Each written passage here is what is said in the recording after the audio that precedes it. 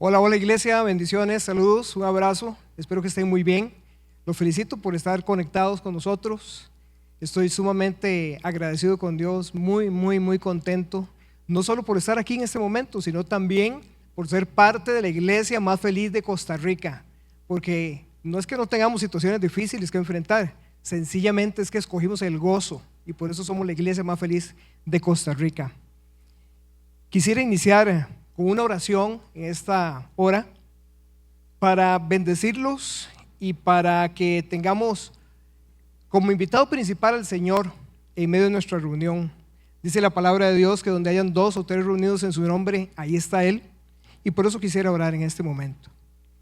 Amado Señor, amado Padre Celestial, amado Jesús, amado Espíritu Santo, te damos las gracias por estar aquí con nosotros, por estar en ese lugar donde cada hombre o mujer nos está escuchando y viendo a través de este mensaje.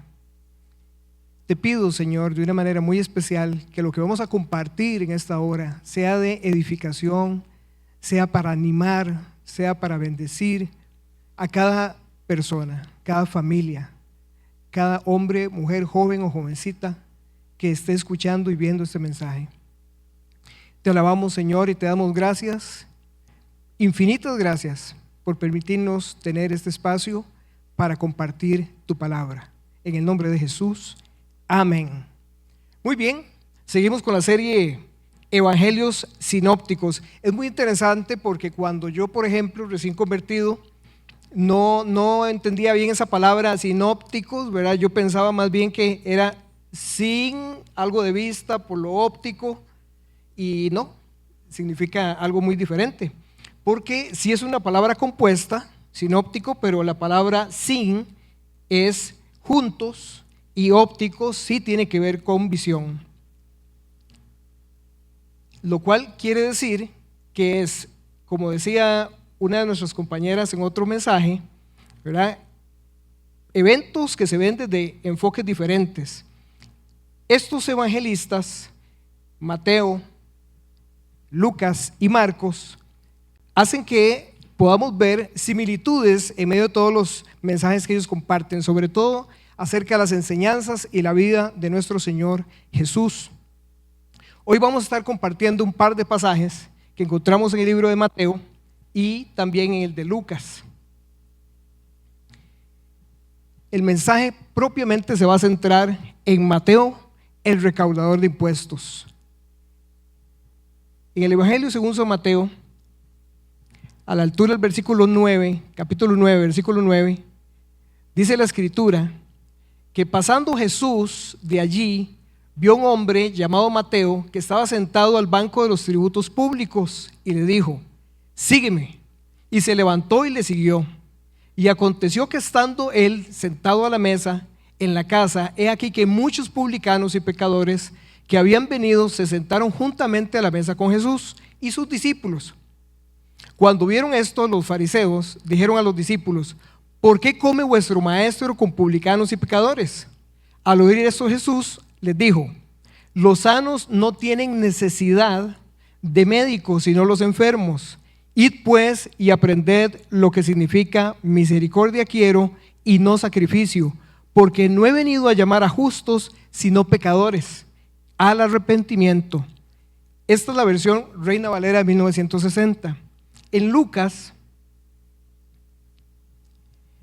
encontramos el mismo pasaje y en Marcos también, capítulo 2, pero Lucas y Marcos se centran en el mismo contexto. Dice así: después de estas cosas salió y vio a un publicano llamado Leví.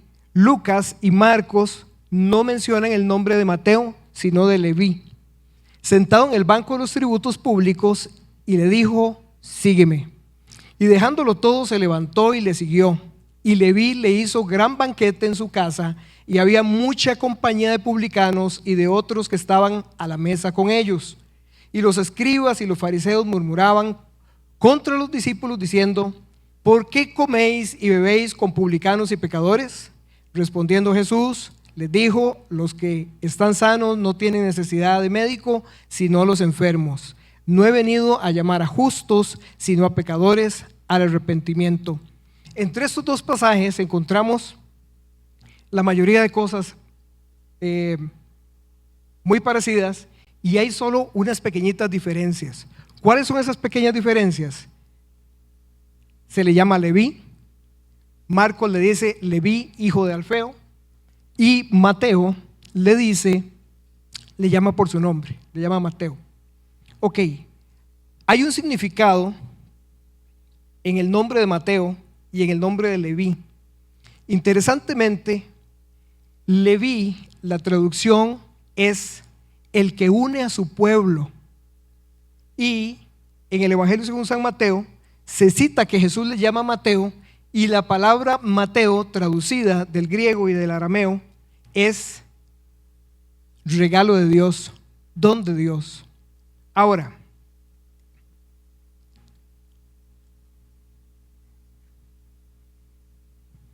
la enseñanza de hoy se centra particularmente en el personaje de Mateo y como recaudador de impuestos. Quizás la mayoría de las veces cuando compartimos un mensaje, de quien hablamos es de Jesús. En esta ocasión vamos a hablar de uno de sus discípulos y vamos a tratar de extraer un poco de su personalidad, un poco de su carácter, por lo poco que conocemos de él a través de la Escritura. A mí me llama poderosamente la atención cuando Mateo recibe el llamado del Señor, porque él tiene que escribir acerca de ese mismo evento. Y nos da un detalle que no nos dan los otros dos evangelistas. El contexto en el que se está dando esta situación es que Jesús acaba de sanar a un paralítico. Los tres evangelistas citan lo mismo. E inmediatamente después de ese evento es cuando Jesús va pasando por la calle frente al banco de los tributos donde Mateo está cobrando los impuestos. Jesús le dice ese día, sígueme, y se levantó y le siguió. Cuando hablamos de que que Mateo le sigue a Jesús, nos dice que se levantó y le siguió de inmediato. Mateo no escatimó en lo que él era, en la posición que tenía, en los recursos que tenía, su posición económica, nada. Él fue llamado y se levantó y le siguió. Pero hay algo que no nos dicen los otros dos evangelistas, que es lo que también a mí me llama mucho la atención, y es el hecho de que cuando Mateo decide hacerle una cena, un banquete a Jesús, en honor a Jesús, por eso que él acaba de recibir ese llamado, le dice: los fariseos que estaban ahí, dice, ¿por qué come vuestro maestro y publicano? ¿Por qué come vuestro maestro con publicanos y pecadores? Al oír esto, Jesús les dijo: los sanos no tienen necesidad de médico, sino los enfermos. Y a partir del 13 cambia el texto con respecto a los otros dos evangelistas, porque Mateo cita: id pues y aprended lo que significa misericordia quiero y no sacrificio. Esa escritura que Mateo está citando está en el Antiguo Testamento, en el libro de Oseas, capítulo 6, versículo 6. Y a mí me conmueve profundamente porque si recordamos la vida del recaudador de impuestos de Mateo, no debió haber sido nada sencillo, porque era una persona que era sumamente despreciada, era una persona que estaba aislada, era una persona que era rechazada, era una persona que tenía múltiples problemas para poder conducirse con libertad, porque era menospreciado, era considerado un criminal por causa de ser un recaudador de impuestos. Los recaudadores de impuestos pueden tener mucha fama y pueden tener mucha fortuna, pero no tenían el cariño del pueblo, no tenían la aceptación de su pueblo.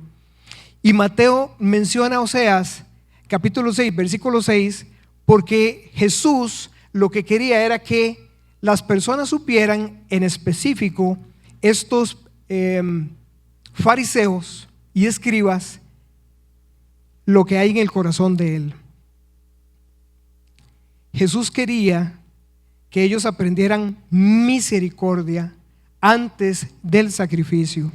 ¿Por qué ellos juzgaban a Jesús y a los discípulos? Porque estaban sentados a la mesa con un grupo de publicanos y pecadores. Cuando Jesús muestra su amor y su misericordia justamente a ese grupo o a esos grupos de personas. Me gusta la nueva traducción viviente, porque en Oseas capítulo 6, leo para ustedes, encontramos el llamado al arrepentimiento, justamente ese pasaje que está citando Mateo ahí, que Jesús mencionó.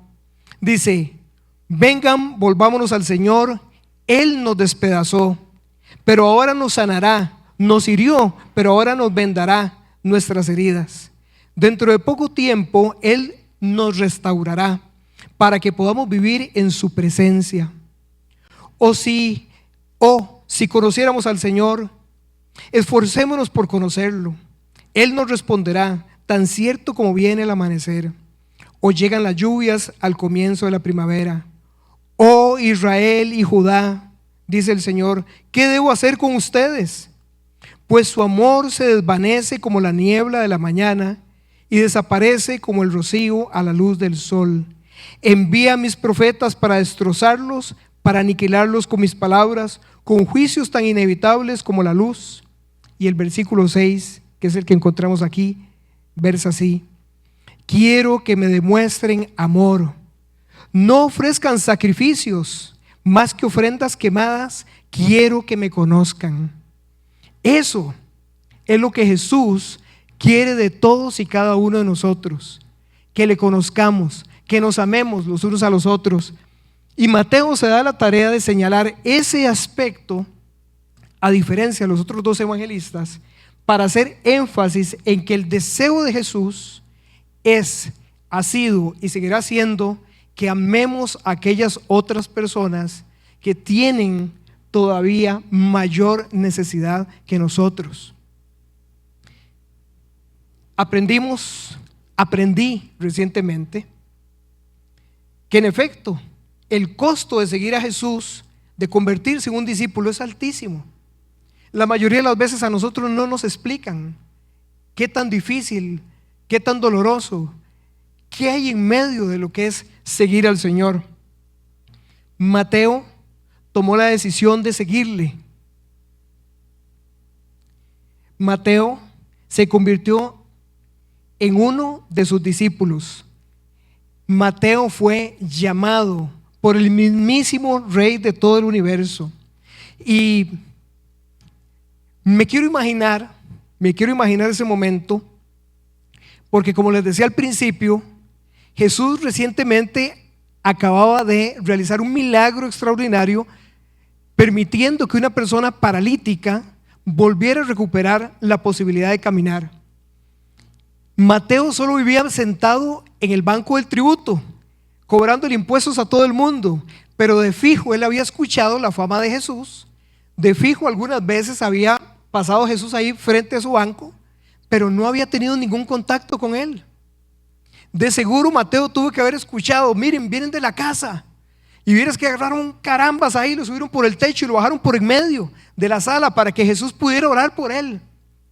Porque Mateo tenía contacto con todas las personas. Mateo le cobraba impuestos a todo el mundo. Y ahora vamos a ver un poquito más de eso. Y en ese momento, Mateo es llamado por el Señor. Pasa el Señor y le dice: Mateo, sígueme. Y Mateo de inmediato le dijo: Señor, salgo a las 5:30, deme un chancecito. Vea, sin duda alguna yo soy interesadísimo en hablar con usted, yo quiero conocerlo, pero es que estoy ocupado. Mire, tengo que cobrarle a toda esa gente, vea la fila, tengo que cobrarle a toda esa gente impuestos. Unos venden peces, otros traen legumbres, otros solo están transitando por aquí, pasan, tengo que cobrarles el peaje. Deme chance. Eso fue lo que hizo Mateo. ¿No? Mateo de inmediato dice, lo siguió. Y ¿saben qué también me llama mucho la atención? Que Jesús no le dijo, Mateo, sígame, cierre el banco, deje lo que está haciendo, deje de estar maltratando a las personas, deje de estarle cobrando las cosas de más. No. Mateo fue el que decidió de su propia voluntad dejar lo que estaba haciendo y seguirle. Simple y sencillamente aceptó el llamado. Yo no sé cómo le sucedió a usted cuando Jesús lo llamó. Yo no sé qué estaba haciendo usted cuando Jesús se encontró con usted y le llamó. Yo no sé qué tan difícil pudo haber sido para usted responder a ese llamado. No lo sé. Yo le puse muchas excusas. Yo siempre pensé que eso era para gente buena, que eso era para gente bien portada, que eso era para gente muy especial. Pero la palabra del Señor me indica que es todo lo contrario, que es de lo vil y de lo menospreciado de este mundo que Dios toma para avergonzar a los sabios, dice la Escritura. Me anima, me bendice, me hace sentir gozo este llamado que el Señor le hizo a Mateo, porque nos enseña muchísimas cosas. ¿Quién era Mateo hasta que tuvo ese encuentro con Jesús? ¿Quién era? Mateo no era cualquier persona. Para ser recaudador de impuestos, usted tenía que saber muchísimas cosas. Tenía que saber, primero que todo, varios idiomas. Tenía que conocer muy bien las monedas para transaccionar con las personas de otras culturas.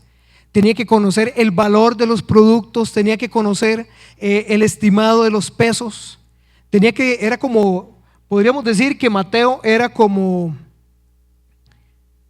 un inspector de patentes municipal, como un cobrador del fisco, como una persona que trabajaba en el registro de la propiedad. Mire, tenía que saber un montón de cosas para poder tener ese puesto. Además de eso, para poder ser un recaudador de impuestos, tenía que tener cierta cantidad de dinero para poder acceder a una licencia con el Imperio Romano para poder ser recaudador. No cualquier persona podía hacerlo. Y Mateo era esa persona. ¿Quién era Mateo en el momento que tuvo ese encuentro con Jesús? Además de eso, Mateo como publicano, como recaudador de impuestos, les mencionaba al principio, era una persona ultra despreciada por los demás judíos. ¿Por qué? Porque al ser un empleado del Imperio Romano, él se valía de su posición para cobrar de más los impuestos y cualquier tributo que se le cargara por cualquier actividad que se realizara, sea comercial, social, de viaje, lo que fuera. Mateo, hasta ese momento que tuvo ese encuentro con Jesús, era reconocido como un ser despreciable. Los demás lo consideraban un criminal contra el pueblo judío. Después de esto, ¿cómo respondió a ese llamado? Como decíamos hace un ratito, de inmediato, ni lo pensó, ni lo consideró dos veces. Me voy, sigo al maestro. ¿Y de qué le valió todo eso? Le valió convertirse en una persona total y absolutamente diferente. Mateo, después de que tuvo ese encuentro con el Señor, Mateo tuvo que convertirse en una persona prácticamente igual a los demás. Todas aquellas cosas, beneficios, recursos, seguridad, todo lo que el Estado, lo que el imperio le proveía, todo eso se desapareció. Y tuvo que convertirse simple y sencillamente en esa persona como el resto de aquellos discípulos, como el resto de aquellos seguidores, como el resto de aquellas personas que se interesaron por seguir a Jesús en sus caminos. ¿En quién se convirtió Mateo después de eso? Se convirtió nada más y nada menos que un testigo ocular de los hechos de Jesús. Se convirtió en la persona que también vio todo el proceso de pasión, de muerte, de resurrección y de ascensión de nuestro Señor Jesús al cielo.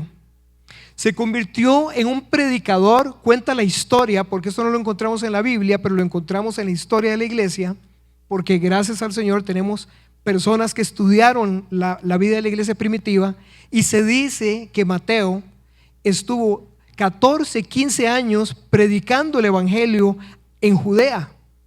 Muchísimas personas se convirtieron por el mensaje, por la buena nueva del evangelio, por boca de Mateo. ¿En quién se convirtió Mateo también? Se convirtió en un mártir de la iglesia. Sí, seguir a Jesús tiene su precio. Seguir a Jesús puede tener algunas consecuencias que tal vez no son las más bonitas para las personas, pero hay una garantía en el seguir a Jesús. Hay una garantía en el convertirse en un discípulo del Señor, tal y como lo decidió Mateo. Dice la historia de la iglesia que Mateo se convirtió en misionero, estuvo predicando en Etiopía, en Persia, en Macedonia. Dice que vivió muchísimo tiempo en Antioquía y que se cree que ahí fue donde escribió el evangelio, más o menos alrededor del año 80. Dice la historia que fue martirizado porque Mateo se opuso al matrimonio que iba a realizar el rey Hitarco con una de sus sobrinas, con una sobrina, una propia sobrina del rey. Él se quería casar y Mateo se opuso a ese matrimonio porque la muchacha se había convertido al cristianismo justamente por predicación de él. Por tal razón, el rey lo tomó, como decimos nosotros en buen tico, lo agarró entre ojos y buscó la oportunidad y contrató un criminal, y cuando Mateo estaba predicando el evangelio, se acercó por la espalda, le clavó una espada y lo asesinó. Así fue como Mateo se convirtió también en el mártir, en uno de los mártires de la iglesia. En conclusión, ¿qué aprendemos de Mateo y de su historia de vida? ¿Qué cosas usted hoy puede rescatar de la vida de este personaje? ¿Qué cosas le hacen a usted reflexionar? ¿Con qué cosas usted se identifica? ¿Qué ha pensado usted mientras yo he estado hablando acerca de este personaje con respecto a su propia vida? Usted y yo no podemos escapar al llamado del Señor. El Señor tiene un propósito para cada uno de nosotros. Y aunque queramos huir, correr y escondernos de ese llamado, no lo vamos a conseguir. Nosotros tenemos la dicha de que en Costa Rica tenemos libertad de culto. Podemos predicar, podemos salir, podemos servir, podemos reunirnos. Pero en aquella época en la que Mateo decidió seguir al Señor, las cosas no eran tan fáciles, nunca fueron fáciles y cada día se fueron complicando más. ¿Qué principios? ¿Qué reflexión? ¿Qué se deja usted en esta hora acerca de los eventos, de la historia, de las decisiones que Mateo tomó? De mi parte, yo atesoro la valentía con la que este hombre decidió dejarlo todo y seguir a Jesús. Yo no sé si yo tuviera la capacidad económica que ese hombre llegó a tener, amasar la fortuna que Mateo pudo haber tenido, las posibilidades de hacer lo que quisiera y simple y sencillamente solo llegar y decir: dejo esto atrás y me voy. Yo no sé si usted sufrió lo que Mateo sufrió por haber sido rechazado, por haber sido menospreciado, por haber sido considerado hasta un criminal. ¿Ustedes creen que porque Mateo tenía fama y fortuna era bien recibido en los círculos sociales de los judíos? De ninguna manera.